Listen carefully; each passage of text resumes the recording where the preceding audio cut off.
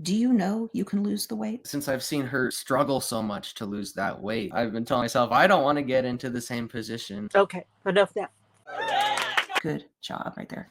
Welcome to the Taking Names podcast here at Eat Like a Bear, where we interview people out in the community kicking butt and taking names. We've had lots of weight loss success here, and my big warning to you as you dig into this special interview, be careful. We're about to take your name, and you can end up on a future podcast here at Eat Like a Bear. And so today we have a special guest, maybe the very first name taker here in the Eat Like a Bear community, well before me even. If you know my story, you know I talk about my deep, dark moment, my big why in weight loss. I was limping around. I wanted to get out and hike with my son. There was a stage where I couldn't even walk. And so I'm looking out of my windows. I can see giant sequoias. I have a 15-year-old son and a 9-year-old son. The 15-year-old wanted to get out and hike. And he'd say, "Mom, drive me from trailhead to trailhead. And you can do it. Why don't you walk a little bit further?" So there I was limping at those trailheads. I was struggling with my weight and looking for a solution to my lifelong problem. And there I was at these trailheads. And I wondered, what if I just walked in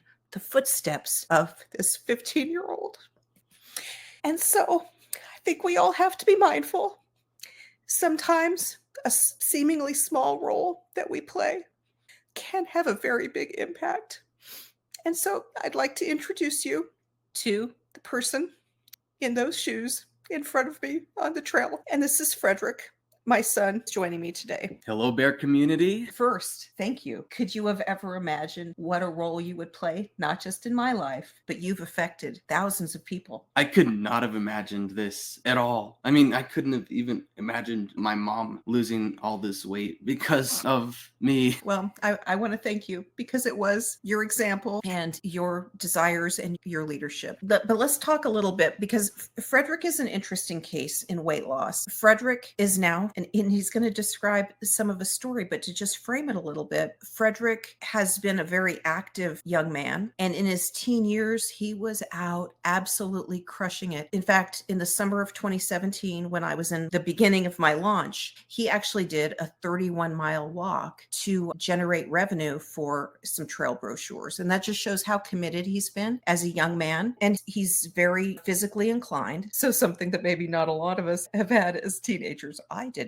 But I look at my dad, and my dad was beefcake in high school and early college. But as he transitioned into college and then more sedentary work, he gained a good bit of weight, and his high weight was 350. And he's always struggled as an adult with his weight. Frederick's teenage physique is one thing, but as he's transitioned into adulthood, he's definitely had to become mindful. And so, Frederick, I would love for you to explain a little bit about your life as a teenager and then how things began to change, whether you struggled with weight gain and what you did about it. Well, during my teenage years, I was very active. I was hiking almost every day and riding my bicycle. I even went on a 50-mile bicycle ride. That was so fun. I didn't have to worry about my weight a lot when I was about 15 or 16. But then around the time I was 18 or so, I started having to worry about it. I know that during one summer, I drank a bunch of persimmon smoothies with, oh, whoops, I know how I gained those extra 15 pounds.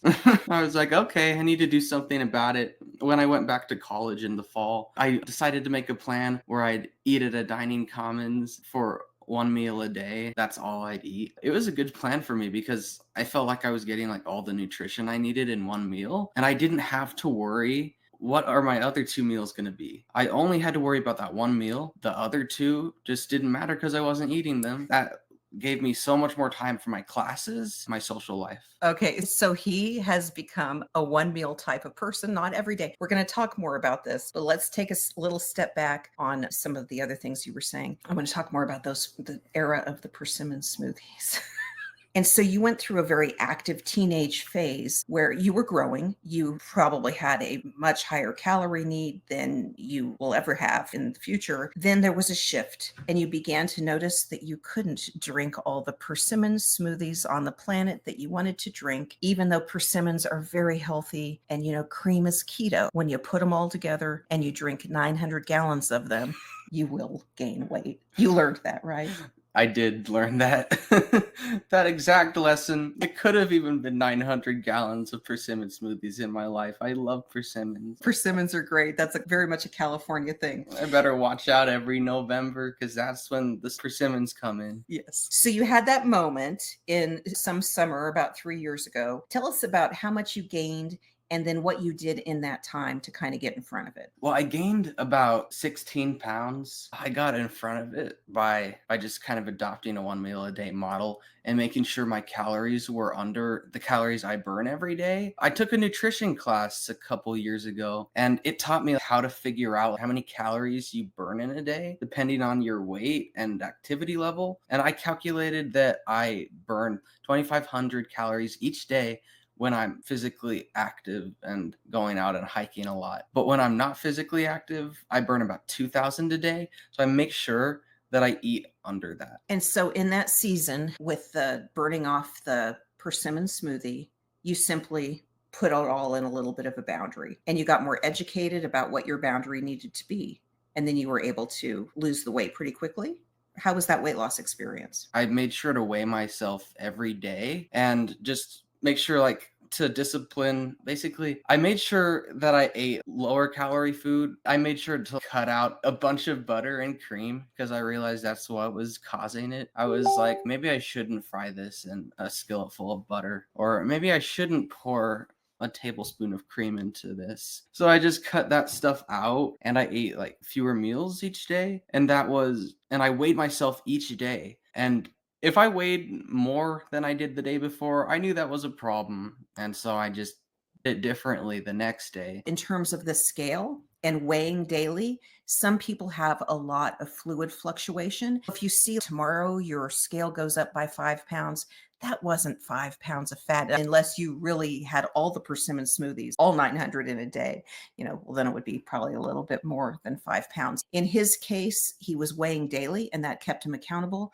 But don't be demoralized by that number if it goes up. The key thing is your daily habits and keeping those on point because that's what's going to drive the weight loss. Wow, we're going to talk a little bit about how you're handling things in college, but I'm interested as you go through life, do you try to catch it before you've gained 16 pounds? How are you managing your maintenance of this weight? I'd say at about 15 pounds, I notice more that I'm heavier than I want to be. So then I want to diet. I don't tend to weigh much unless I feel like I do weigh more than I want to. That's how I basically figure out if I'm overweight, then I just diet. I think he's kind of like his mama, so he's not weighing every day, and I go by whether my pants fit. Frederick is saying he starts to notice it in his clothing at about 15 pounds, and then you get it in your heart to step on the scale. So what's interesting to me is so many of us, maybe with a lot longer of a history of weight problems, we have a really hard time with when those pants start to get tight. We have a hard time with that moment of stepping on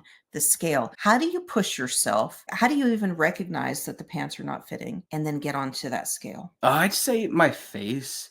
Like my face sometimes gets puffy. I start to gain some belly fat. Yeah, that's how I tell. And then I just hop on the scale and I'm like, okay, am I more than I want to be? Usually I try to diet around 165 because my goal weight is 150. Okay, y'all know what I'm talking about here. Y'all know what I'm asking him, I think. And I am so proud right now that he's not understanding my question because the thing is, this is how we all should be. This is how we all should have come up. What Frederick knows, I think, we'll say more about this, is if he recognizes he's gained weight, let me just ask you this straight up. Do you know you can lose the weight? Oh, I know it How do you know it? because I've done it before. And so he knows, he faces the music and he goes and he implements, he grinds the weight off. He has a way that works for him. He knows it. He's doing it. And so that moment of the pants not fitting on a scale from 0 to 10, do you feel shame when your pants start to feel tight? 5. A 5. Do you ever consider, oh my gosh, I just don't even want to pay attention to the scale. I'm going to wear sweatpants instead. Actually, I'm kind of excited about weighing myself How are you excited about weighing yourself?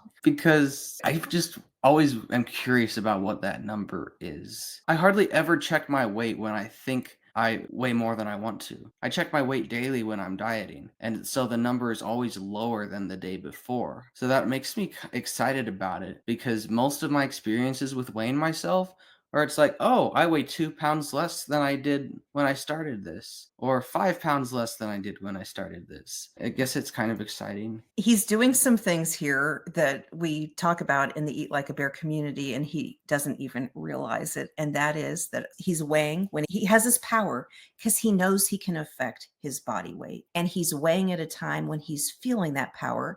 And so the scale isn't scary. It's just, it is what it is. And in fact, it's somewhat motivational since he is able to lose and see that weight go down. Some of us with fluid retention, we're going to have some fluctuation on that scale.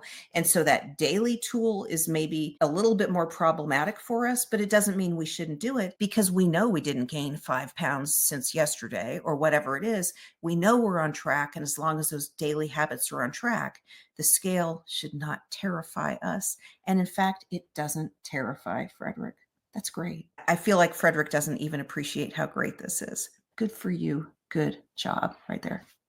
Wow. Okay. So you went off to college with some of these tools in your pocket, with some experience with some weight maintenance and weight loss. I would love for you to tell us about the eating opportunities at college, though I think a lot of us know about this. We know about the freshman teen where you're going to go and in your first semester or quarter, you can gain 15 pounds from all of the eating opportunities and all of the stress and being more sedentary. So tell us a little bit about going to college and the food choices there and how you've managed. At college, there's always stuff like pizza and hamburgers. There's also some healthy stuff. There's vegetables from their garden. I like to eat those. I like those more than hamburgers. Quickly paint a picture for us of the universe you might have been in. Had you been in maybe a different family context and just gone off to college, what would you be eating there with the access that you have? Let's say you didn't have that weight loss experience and you just landed like everybody else does into the college dormitory eating. In that universe, this other universe, what would you be eating? I would be eating pizza and hot dogs and hamburgers and putting ketchup and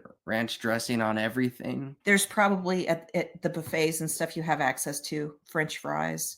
Mhm. What about the dessert spread at those places? Oh, it's a massive dessert spread. They have cheesecake and cookies and brownies and ice cream, all kinds of ice cream. They have the little ice cream bars and cookie sandwiches with ice cream in the middle. And else they have popsicles and some of those orange creamsicles. Just to clarify, you would have access to this every day. Wow. So now you go to a cafeteria that is set up like an all you can eat buffet. Is that correct? Yeah, that's right. And that's where all these desserts are. Hmm. And that's where the hot dogs, the pizza, the hamburger, but also a little area at least that has the vegetables from the college's own garden, And by the way. sometimes they have sushi and Mongolian barbecue. So there's the whole abundance of options. Okay. Hmm. What typically do you eat? So Frederick's already mentioned that very often he eats one meal a day. And so tell us about how often you do eat one meal a day and give us a little description about what your meal looks like. Well, I eat one meal a day usually when I'm at college and busy because I don't have a whole lot of extra time like when I'm getting ready for finals. So I'm like, okay, I'm just going to go to the dining commons and that'll be my one meal for the day. So I don't have to worry about eating again. So I just eat whatever looks good to me. Usually I always go for sushi if there is some. I like the bistro section that has like some kind of meat and like all and rice and all the vegetables like tomatoes and mushrooms and yeah, they always have good sauces too. And so you don't count calories, but you're mindful if you had a bunch of cheesecakes that you'd be putting on that 15 pretty quick. Yeah, one thing I do like at the end of every meal, I have one dessert, but not more than that. And the desserts are kind of small. Let's say a brownie is about like this size. The cheesecakes are in little cubes this big. Okay, so you're now all of our hero because he can eat just one. How did that happen? How does a child of mine, good for you. Good right there again. Okay. Can eat just one? Good for him. Wow. Okay, you put boundaries. So you eat the one meal a day, you make use of the vegetable offerings that are there, and maybe then that allows you to have that little bit of a dessert. And so long as your pants keep fitting, you otherwise don't worry about it. Right, I don't worry about it. Awesome. That's amazing. And one thing that helps me is I just eat a lot of the cafeteria food until I feel full. The food I think has good nutrition in it. I can kind of tell what has nutrition in it, what I'm craving, and I don't usually like crave pizza a lot unless it's my first dish. But anyway, after I'm done eating most of the entrees, I'm nearly full. And sometimes even thinking about a dessert isn't just doesn't sound good to me because I'm already full. Maybe I'm like, okay, I'll have one dessert, but I'm too full to eat another. Are you saying that if you got a piece of pizza first, you recognize that you'd want to just keep eating pizza? No, in fact, the opposite. I have that first piece of pizza and maybe a second, but after that, pizza just bores me because there's so many other good options. It's like even with ice cream, if you have like two bowls of ice cream, the third bowl of ice cream won't taste very good. It won't taste very good, but because you're like stuffing yourself with ice cream and that's just not a good feeling. Like I need variety. So your maximum is 2 bowls of ice cream. I mean, Well, I'm saying it's like well, yeah, my nutrition teacher talked about this. No, it was my economics teacher. Marginal utility. You would pay like a lot of money for the first bowl of ice cream, but the second bowl is not worth as much to you. And then the third bowl is worth less. And you'll get to a point like maybe on the fifth or sixth bowl when you're just stuffed where it's worth negative amount to you. You'd like pay somebody else to just take it away. that's when it's made you sick. And so, in both the Deep Den, but also in the Wrangle the Regain course, there is a section where I talk about this issue because I would actually add a little asterisk to all that to say that you're talking about how much you'd pay for the first bowl. I would say, how much would you pay for that first bowl after you've had a little taste? Like the little sample spoons at the ice cream store, you've had a little taste and it's right there lingering on your tongue. You'd pay a flippin' amount for that first bowl. And then after that, you'd pay a little less for the second, but your value would be much higher than it would have been had you not had the little sample spoon. So that's the framework I put it in because frankly, I feel like I do have a much harder time stopping than Frederick here does. So anyway, that's cool. That's cool. Now, what does it cost you to eat this one meal a day? $11. Good job. Right there again. Okay. Good job. Good job. Okay. That is awesome. That is awesome. Frederick, this is really great. And I think this shows too that just we're all so different and we all need to find our own path. But I'm so, so pleased that you are going off into adulthood and into the world, not afraid of the scale, not feeling like you can't just handle this. You know, as those pants get tight, you're just going to crush it. And we're about to crush it together because we're both out this month. We're out hiking and working on our pants getting looser, right? Right. In fact, we talked about hiking today. As it is, I think I'm gonna a 10-mile hike. I'm thinking we need to do it tomorrow because we are in the aftermath here of Hurricane Hillary. And now we've got a lot of questions and comments from our wonderful community, including Miss Anna Sewell. Hello, Anna. Hello. Hi, Frederick. Hi, Anna. So, a lot of times when people are finding out that a younger person is thinking about what they're eating and thinking about their weight, they worry that it's detrimental, that they'll just be obsessed with how they look and that they'll be full of shame and that they'll feel so very deprived. How did it feel to understand your body more? Did you get all obsessed with food? Did you have shame every time you try on your pants? Is that true? I haven't felt a lot of shame. I guess I have been like really into nutrition and that kind of stuff. Yeah, I've been making sure that I eat like the right kinds of food for me. And I would say that sometimes I am a bit obsessed about it, but I think that's a good thing. So rather than being obsessed, it sounds to me more like you're learning something. And so you're really interested in it while you're learning it. To me, I mean, you say you're dieting, but it doesn't sound like you feel like you're being deprived. It sounds to me more like you're seeing what your body needs and are approaching it with curiosity. That's what it sounds like to me. The other thing I was going to ask is, would you say that since you started paying attention to all of this, that you actually might think about some of it less? Because instead of it being a mystery on what happens when you eat a certain way or when you don't, you say that you're kind of just like, okay, I know how this works, and now I'm going to get on with the stuff that I care about? Because that's what it seems like to me. And because you're doing so many cool things instead of having to worry about your pants or something. I don't know if you could talk a little bit about that. Yes, I do like to focus on cool things. Like I'm really into outdoorsy stuff like rock climbing and mountain biking. And I'd say that yeah, I don't worry as much about my weight now that I know I can handle it. It's just like knowing, like feeling the power of like knowing I can lose 15 pounds again like I did before. It makes me realize like even if I'm 50 pounds over what I want to be, that's still okay because I can handle it. Just by cutting out some things, some really high calorie things like cream and my grandma's apple crisp and all these other homemade goodies that I want to eat. But yeah, I don't feel like I'm really deprived until I've smelled the apple crisp cooking in the oven. And in terms of your like rich and active life, this 1 year ago, or about 15 months ago, you came home from college for the summer and you were up about 15 pounds, right? Just tell us a little bit about what you did last summer to lose those pounds. Well, what I did was I first weighed myself. I was like, how overweight am I? I weighed 166 and I was thinking, okay, what am I going to do about it? So I came up with the idea I'm going to make a list of all the weights I'm going to weigh every day and then write down like my weight for that day. It's like day 1, 166. And then I just seeing that number made me want to lose weight. So it made it that much easier to go and stop pouring cream to my smoothies. And yeah, just seeing that number go down felt like more of a prize to me than the extra cream would. So it felt really good. So I just wrote down my weight for each day. I was like, okay, day 1, 166 pounds. Day 2, 165 pounds. Day 3, and I just kept going down until I got down to 150.8 pounds. My goal weight has always been around 150.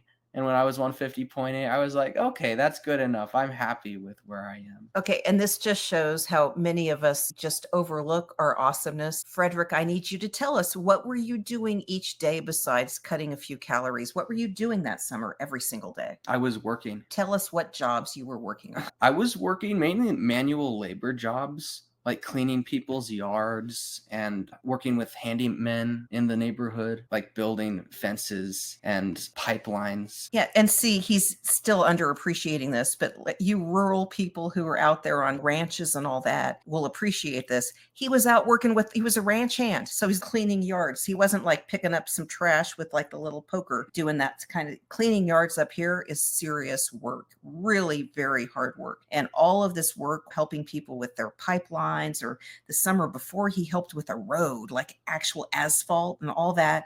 And so he was super active last summer. And so that just turned all this up, and that allowed him that time to get in and just grind those pounds off really quickly. So there you go. So talk about being awesome. Oh my gosh. Yeah, probably the extra activity I did. I was working for about 10 hours of like physical labor each day, and that really helped. Because that probably adds at least 2,000 extra calories being burned each day. And I mean, with the 2,500 I was already burning just from my metabolism, yeah, I could easily get in a huge deficit. So, just one last question, and you brought it up when you were doing all of that labor. Do you have some ideas in your head about what happens when you gain some weight and it's because your muscles are more developed? Because as you mature, you can gain weight where it's definitely not detrimental at all. And I just want to, what kind of ideas do you have in your head about that to kind of evaluate? Well, as we all know, fat is not the only source of weight on your body. Muscle is another factor because, of course, as you're doing like physical labor, you're also building muscle. So you need to pay attention to not only are you losing fat, but you're also gaining muscle. So as you're losing weight from your fat, like from losing fat, you may be gaining weight from gaining muscle at the same time. And that's a great thing. Building muscle is definitely a goal. So it's hard. You can't really tell. I don't have a way to measure like how much muscle you gain compared to like how much fat you lose. Yeah, it really depends on your physical activity. If you're just sitting at home and losing weight, it's probably mostly fat. But if you're going out and doing pull ups every day, it's probably a combination of both. And so I kind of go by how I look. Like right now, I'm 165, just like I was that summer. But I don't think I look as chubby as I did then. I think I've gained more muscle since then. And I do have some fat to lose, but I think more of that weight is muscle now than it was a year ago. Well, because that whole summer of serious work, serious work. And so, yeah, Lana has mentioned that her sons are weightlifters and that, yeah, muscle weighs more than fat and it burns more calories. And that's kind of the nice thing. You don't have to exercise to lose weight. In fact, weight loss is about 95% what you're eating. And so that's your big play, is to get your eating on point. But for the long haul, as you lose the weight and you're able to get out and be more physically active, if you can put on some muscle, you're going to actually increase your calorie needs, which is a great thing because you can eat a little bit more. Isn't that great? Thank you so much, Anna. We will check in with you later. Hey there, Jackie Pick. It is so great that you're here today. Hi, Frederick. I have not met you yet. And I just want to say first that I think you're very courageous to come on here and to be interviewed by your mom and to let us ask you some questions. I have 3 questions, and 2 of them are kind of easy, and one of them is hard, I think. And I would like to know from you, before I ask my first question, which one you want first, an easy or a hard? Let's start with a hard one. Okay. And it might be hard. It might be hard for your mom too. I'm not sure. So many of us have children that are in Eat Like a Bear. And I was very overweight. I have 2 children and they're all grown right now. They're ages 38 and 51. And I'm working on losing all my weight. I'm having some success lately. Just want to give you a little background for the reason of my question. So I was overweight the whole time that my children were growing up. And it was always a concern for me, and I had a lot of angst. I did not want to pass on to my children that they should bear this overweight. It's not a gene, but this overweightness. And I had a lot of worry about that. And I'm fortunate in that both of my children, they can get a little pudgy sometimes, but they don't have the weight problem that I have. But I would like to know from you, from your perspective, of how you felt growing up with an overweight mom and how that impacted you. And if it's too hard, I will understand and we can go on. But this is a burning question for me. Well, one thing I have to say about it is it was my normal. Just like many things, if it is your reality and has always been your reality, you don't really think a lot of it just because that's how it is. And so I didn't think about it a whole lot. I'm just like, that's how it is. But I mean, it was limiting. Like she couldn't go out and hike with me, but she did support me like the best she could. Like she drove me out to cool places and stuff like that. And she didn't have a lot of energy. I'd say that's another thing I noticed. Like compared to how she is now, she didn't have a lot of energy then. She spent a lot of time lying down on the couch, and it's not, yeah, she couldn't go out and run around with Alistair and I. It's just things like that I noticed, but I never anticipated that she would lose all of her weight because that's just how it was for my first 15 years, the first 15 years of my life. Thanks. That was really good to hear. I'm sure you love your mom but that you found ways for the both of you to do. She supported you in your activities. And that was great. The next question I have is, how do you feel about your mom starting a revolution impacting like 100,000 people or more? How do you How feel do you about that? feel about that? It feels awesome. Yeah, it's like yeah, she did start a revolution. She's inspired thousands of people to lose weight like she did. And yeah, I'd say I'm proud of her for that. And it feels great to be involved in that story. May there be many more revolutions to come. That's great. And I just have one more question. And, when you eat one meal a day at college, how do you find that impacts your college experience when you're trying to lose a few pounds? Could you speak a little bit about that? I'd say it makes my college experience better. I remember a couple years ago a year ago when I wasn't eating one meal a day, I spent so much time concerned about like, oh, what am I eating next? How am I gonna cook this meal? Okay, there's Stouffer's lasagna in the freezer, and oh, maybe I could whip up a noodle dish or maybe this or that.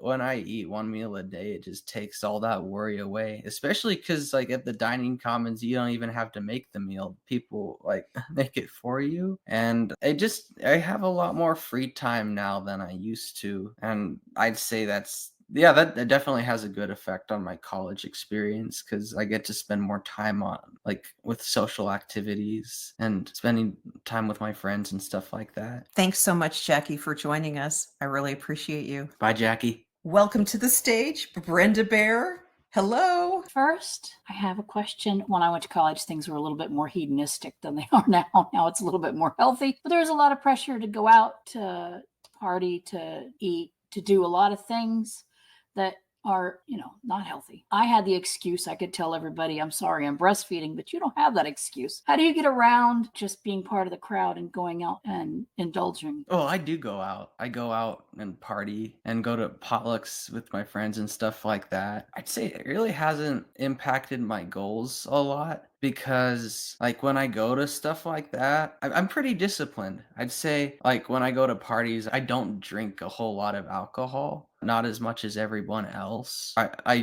do participate in drinking games and stuff like that, but I make sure to win so I don't have to drink.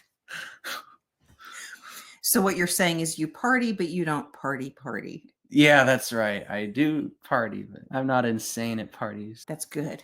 That's good. Another thing, I really touched by how you felt that this is just how things are when your mom was heavier. And I've noticed even with my grandchildren, now they seem to be so much more excited, everything I can do with them. Was that like that with you? Just every chance when she could walk a little bit farther with you, when she could, you guys were out kayaking and doing all these things. Has that impacted your relationship and how you two see each other now? Because I know that with my grandchildren, I'm getting lots more hugs and kisses and just gratefulness from them that I can not just sit and take pictures of them. I can go out there and do things with them. And I just wanted your take on that. Yes, it definitely has made a difference. Like before, she just dropped me off and I just go do whatever I was doing. But now she joins along. Like we just did a hike a couple days ago. Well, yeah, she hiked and I rode my mountain bike and then we walked back up the hill together and we wouldn't have been able to do that before. And it's like we went kayaking. We couldn't have done that before. It definitely has changed because were so many activities that I would always do by myself that now she can do with me. We hiked back up. It was so late. The last part of the hike was in the dark. So we were in the dark on that trail together, and it was a real thigh buster. That was 1,400 feet elevation gain. And I hiked about, I think it was 6.6 miles. Mm-hmm. He was on his bike, so he did a lot more miles than I did. And it was great. It was really great. And by watching your mom struggle, has that made you more aware of making sure that you don't put on, has it been more on a mindset of, I can gain weight, but I'm not going to? Has that affected you in any way? Like saying, okay, my mom can do it, I can do it? Yes, I'm glad you brought it up because that's exactly my mindset. Since I've seen her struggle so much to lose that weight, I've been telling myself I don't want to get into the same position. So I've just worked at not letting that happen because not only would I be overweight if I gained a bunch of weight, but I also wouldn't be able to do the activities I love to do, like hiking and rock climbing, especially. If I even gained 10 pounds, I probably wouldn't be able to do that. I guess my lifestyle kind of keeps me in check. I can't do the stuff I want to do if I gain so much weight. So that's why I focus so much on not gaining the weight in the first place. I need to recover a little bit. The Eat Like a Bear community is mostly older ladies, many with grandchildren, certainly with children. And I just want to highlight here, we focus on our own weight loss so that we can get out and live our most vibrant life. But you do see, thank you, Brenda, for the question, because our long game here is exactly this. And if he can have an easier life on this issue from seeing my example, then, I mean, this is exactly what we're about. Okay. You know what? I need to run and get Kleenex or something. I'll be right back. But I'm still here if you want to ask me any more questions. Do you have a big goal? Right now, my big goal is to climb Mount Whitney. I'm signed up to climb it in a month from today, September 21st, the equinox. We're going to watch the sunrise at Mount Whitney. That's awesome. That's awesome. That is so amazing. I hadn't appreciated that it's on the equinox. So, wow. Okay. Brenda, thanks so much. And so, if we can even compose ourselves and get to more questions. Good morning, Georgia I'm Bear. crying. I'm sitting here bawling. You to know what an amazing young man you are. You are such an inspiration, not only to your mom, but to us. I just love you to pieces and what you mean to all of us that want to get out there and try. You're just an amazing young man. And I thank you for being such an instrumental part of your mom having that drive to do what she's done and to inspire so many thousands of us to dig in and do what we know we can do. We just have to believe it. Okay, enough of that. My question for you is, have you found it inspiring to other kids at school to see what you're accomplishing and for others to jump on board? Well, wow, look what Frederick's doing. Have you inspired others? That's my only question now. I need to go get a Kleenex. I wouldn't say I've inspired others at college. I just do what I do, and it's just how I live. Most of my friends are active in the outdoors and stuff like that, and they aren't super overweight themselves. So I don't think I have inspired much weight loss myself. I'm curious, of the outdoor club, how many of them know that you're connected with Eat Like a Bear? I told a couple people, but I don't think it's really out there. I thought he was going to say 0. So you don't run around just talking about No, I Yeah. don't. I just think that others, I think they have to want it. And that's just like us. I think in our hearts, we all want to lose weight, but I think it has to be in us to want to dig deep and try to achieve it. If we don't have that inside fire, inside desire to get in there and to improve ourselves, it's hard. And I know it was hard when I was your age. It was just like I didn't enjoy being called the names that I was because I was very overweight. It has to be in us to really want it. You're a very much appreciated young man, just like your mom is. Thank you, Georgia. Okay. Brenda Bear. Jackie, our number 1 twirler. Anna Sewell, also known as Bear number 2. Let's just give a big old wave and cheer and encouragement for everybody in meeting long-term goals and getting out and being awesome and inspiring great kids like this one to go and crush it and not have the lifelong struggles that some of us have had. I feel so emotional from all this. Thank you for joining us, Frederick, and helping to inspire our kids and our grandkids in really tackling this problem that just so many of us have lived with for decades. And I do feel like having that right mindset in those teen years and into your 20s and getting this mindset of, yes, I can do it. And so then he just does it. I mean, isn't all of life supposed to be that simple? It kind of is. But I think we have to start out right. So many of us have been beaten down over the years, and it really is very difficult to move past that. But I thank all of the wonderful members of the community, because what we are doing here as a community is we are showing people that, yes, you can do it. It's something Frederick is growing up with. Good for him. The rest of us have to be taught it much later in life, and then we can pass it on. We can pass it on. I mean, this is what we need to do. And I'll say one more thing about this. It is, I said it before once in the Deep Den, I believe, and I've mentioned it on Link, but people do say to me, why are you focused on old people like a bear? Okay. And my first answer is, well, I'm attracting myself, and you might have noticed something. But also, this is a strategy, you guys. The federal government spends hundreds of millions of dollars trying to teach young people how to eat better, and it's not working. And what if instead we seek to educate the matriarch, the patriarch of American families, of families around the world, and then from that position, we teach the younger generation. Weight loss is complicated. Family dynamics are complicated. Who knows family dynamics better than the matriarch or the patriarch? And so here we are, and Frederick is maybe we need a name for this. It's like ground zero, little bear, baby bear zero. Bear Cub Zero. Bear Cub Zero. That's right. And this is our wave to everybody out there. All those names we're going to be taken, and you're going to be on here on the next Taking Names Bearcast. All right. Okay. Let's all go get our Kleenex, and let's all go out and be awesome.